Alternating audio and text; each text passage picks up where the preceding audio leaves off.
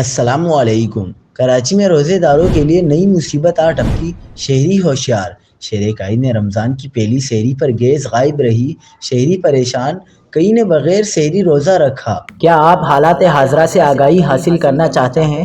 خبر کے پیچھے چھپے اصل حقائق جاننا چاہتے ہیں تو ابھی سبسکرائب کیجئے جلمل پاکستان کو اور ساتھ ہی گھنٹی کے نشان پر کلک کر دیں۔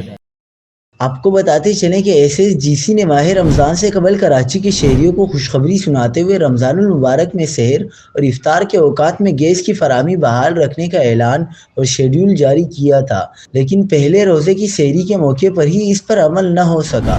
کراچی کے کئی مضافاتی علاقوں، نیو کراچی، سرجانی ٹاؤن، اللہ والی، sector 5A B، sector 7، north Karachi, Orangi کے کئی علاقوں میں شہری جب پہلی سحری کے لیے جاگے تو گیس حسب معمول غائب تھی۔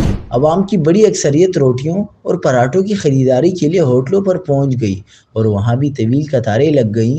تاہم وقت کی قلت اور عوامی ہجوم کے باعث کئی شہری بروقت سحری کا انتظام کرنے میں ناکام رہے اور صرف پانی پی کر روزہ رکھنے پر مجبور ہوئے۔